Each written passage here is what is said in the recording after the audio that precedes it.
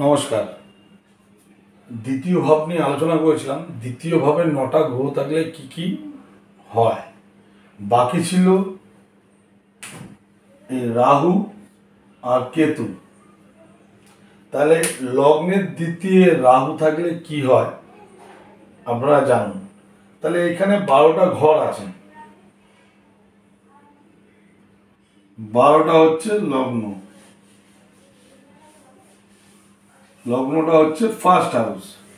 তাহলে আপনার এখানে 12টা ঘরের মধ্যে যে কোনো একটা আপনার লগ্ন হবে। সেই লগ্নটা হচ্ছে ফার্স্ট হাউস। তার দ্বিতীয় ঘরে রাহু থাকলে কি হয়। এর আগে রবি, চন্দ্র, বুধ, মঙ্গল, বৃহস্পতি, শুক্র, শনিকে নিয়ে আলোচনা করেছি। আজকে আলোচনা করব রাহু আর কেতুকে নিয়ে। তাহলে আপনার লগ্ন কোনটা দেখে নিন। আমি এখানে একটা লগ্ন ধরলাম। আমি ধরলাম এখানে মিথুন লগ্ন। তার লগ্নটা হচ্ছে ফার্স্ট হাউস। আর আপনাদের লগ্নটা কোনটা সেটা দেখে নিন। তাই লগ্নের দ্বিতীয় ঘরকে বোঝাতে গেলে এই ঘরটাকে বোঝায়। এটা হচ্ছে দ্বিতীয় ঘর। তো এই দ্বিতীয় ঘরে যদি রাহু থাকে, রাহু যদি থাকে দ্বিতীয় ঘরে,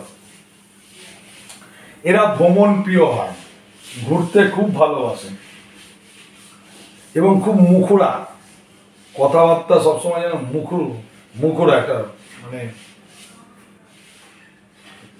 একটা যেন বিচ্ছিরিভাবে কথা বলা, খুব মুখ করে, মুখরা এবং দারিদ্র। তাহলে লগ্নের দ্বিতীয় রাহু থাকলে ভ্রমণ প্রিয়, মুখরা এবং দারিদ্র। এরা মাছ মাংস এদের নিত্য একটা খেতে ভালোবাসে, মাছ মাংস। এদের হাতের আঙুলগুলো একটু মানে বেঁকা টাইপের, বকরি টাইপের হয়ে যায়। মাংস শুলো একটু বকরি বেঁকা টাইপের হয়ে যায়।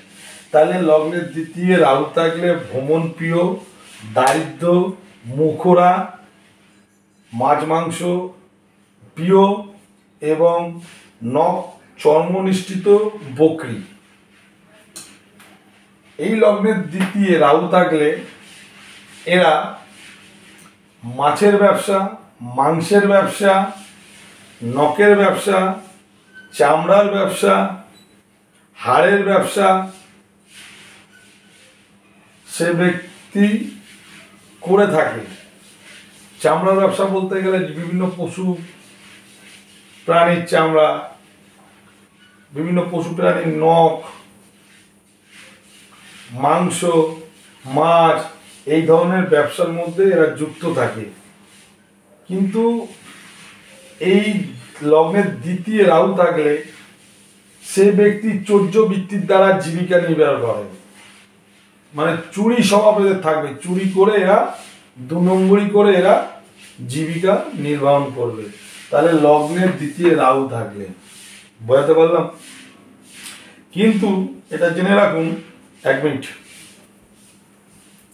সরি, এটা জেনে রাখুন, যদি সিংহের ঘর হয়,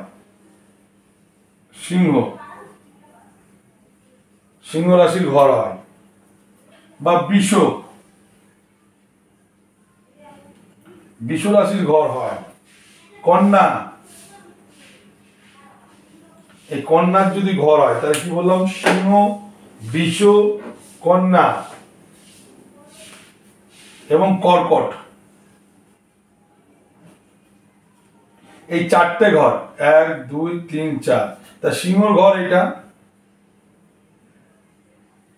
বৃষর ঘর এটা ফার্স্ট হাউস, কন্যার ঘর হচ্ছে এইটা,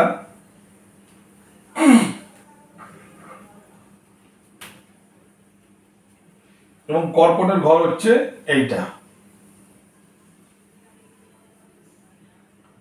তাহলে আপনাকে 4টে ঘরের কথা বললাম, একটা সিংহ, একটা কর্কট, একটা বৃষ, একটা কন্যা। এই ঘরগুলোতে এর দ্বিতীয় ভাবে, তাহলে যাদের লগ্ন হচ্ছে সিংহ লগ্ন, কর্কট, কন্যা লগ্ন, কর্কট লগ্ন আর হচ্ছে বৃষ লগ্ন, এই লগ্নের যারা জাতক জাতিকা জাতক আছেন তাদের এই লগ্নের দ্বিতীয় হাউসে যদি রাহু থাকে, এর দ্বিতীয় হাউস এটা, এর দ্বিতীয় হাউস এটা, এর দ্বিতীয় হাউস এটা, এর দ্বিতীয় হাউস এটা, তাহলে বৃষর দ্বিতীয় হাউস হচ্ছে এই ঘর, কর্কটের দ্বিতীয় হাউস এই ঘর, সিংহের দ্বিতীয় হাউস এই ঘর, কন্যার দ্বিতীয় হাউস এই ঘর। যাদের রাহু আছে, এই রাহু যদি শুক্রের সঙ্গে যুক্ত থাকে তাহলে সিংহ লগ্ন, কর্কট লগ্ন, কন্যা লগ্ন, বৃষ লগ্ন, এই লগ্নের দ্বিতীয় ভাবে রাহুর সঙ্গে যদি শুক্র যুক্ত থাকে তাহলে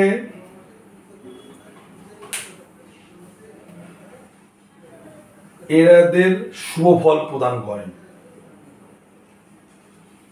এবং চৌর্যবৃত্তির প্রবণতা সৃষ্টি করে না। কি বললাম, বোঝাতে পারলাম? একমাত্র রাহু লগ্নের দ্বিতীয় থাকলে চৌর্যবৃত্তির দ্বারা জীবিকা নির্ভর করে। চর্ম, নখ, মাছ, মাংস, হাড় এইসবের ব্যবসা চৌর্যবৃত্তির দ্বারা উপার্জন করে। কিন্তু সিংহ লগ্ন, বৃষ লগ্ন, কর্কট লগ্ন এবং কন্যা লগ্ন, যে এই ঘরগুলোতে, এই ঘর লগ্নগুলোতে তার দ্বিতীয় হাউসে যদি রাহুর সঙ্গে যদি শুক্র বসে থাকে, ধরুন আমি একটা সিংহ লগ্নটা বোঝাচ্ছি,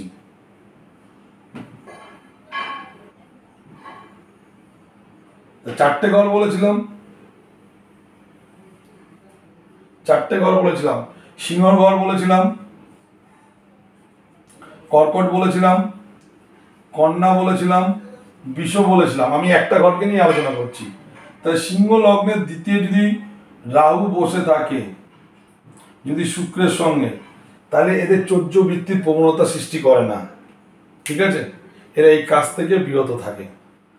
আর এই যে চারটে লগ্নের কথা বললাম, সিংহ, কন্যা, কর্কট, বৃষ, এই লগ্নের যে কেন্দ্র 1, 4, 7, 10 এবং কোণ 5, 9, এছাড়া একাদশ ঘরে যদি শুভ গ্রহ বসে থাকে তাহলে সিংহ লগ্ন, কন্যা লগ্ন, কর্কট লগ্ন, বৃষ লগ্নের যদি 1, 4, 7, 10, 5, 9 কেন্দ্র, কোণ এবং একাদশে যদি শুভ গ্রহ বসে থাকে, যে সমস্ত ব্যবসাগুলোর কথা বললাম, মাছ, মাংস, নখ, চর্ম, চামড়া, তারপর হচ্ছে হাড়ের ব্যবসায়, এরা প্রচুর প্রচুর ধন সম্পদের মালিক হয়ে থাকে। কিন্তু ব্যাখ্যা আছে, যেই লগ্নের দ্বিতীয় ঘরটা হচ্ছে সেভিংসের ঘর, ধনভাবের ঘর, এই ভাবের মালিক যদি উচ্চক্ষেত্র, এর বলবান, এর ভাব, এর কারকতা ওপর নির্ভর করবে সে কতটা সে ধন সম্পদ প্রাচুর্যের পাহাড় তৈরি করতে পারবে। বোঝাতে পারলাম? আসি, রাহু হয়ে গেল, এবার কেতুকে নিয়ে আসি। তাহলে দ্বিতীয়ভাবে কেতু থাকলে কি হবে? তাহলে দ্বিতীয়ভাবে কেতু, সরি পেনগুলো ডিস্টার্ব করছে।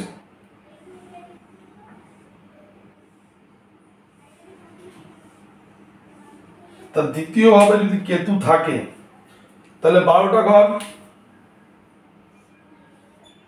12টা লগ্ন, যেটা আপনার লগ্ন হবে সেটা ফার্স্ট হাউস।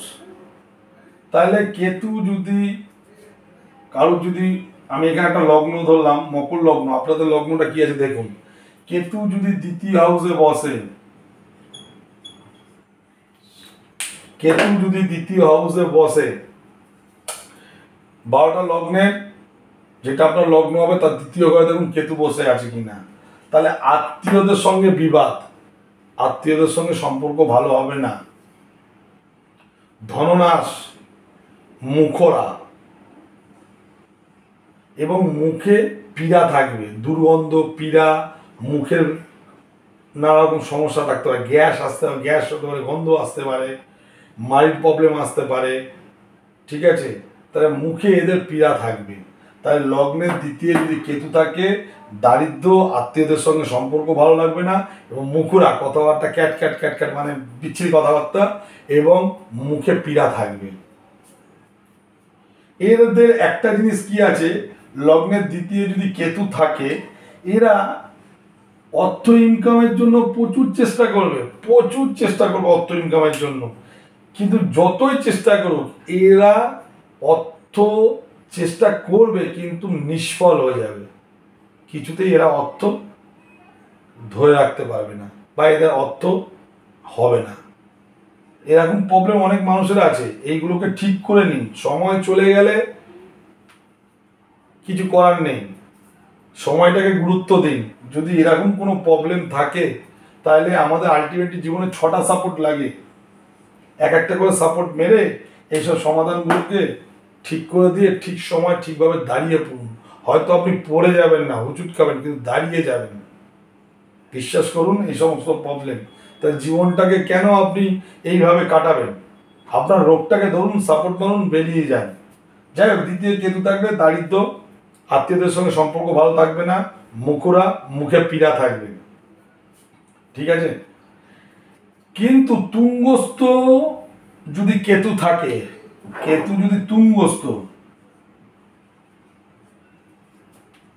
বা বুধের ঘরে যদি থাকে, কি বললাম, লগ্নের দ্বিতীয় হাউসে যেগুলো কেতু থাকলে এইগুলো ঘটনা ঘটবে, কিন্তু একমাত্র তুঙ্গস্থ গ্রহ কেতু যদি নিজের জায়গায় তুঙ্গস্থ থাকে এবং বুধের ক্ষেত্রে যদি বসে থাকে, তবে একমাত্র কেতু ভালো রেজাল্ট দেয়। তাছাড়া কেতু ভালো রেজাল্ট দেয় না।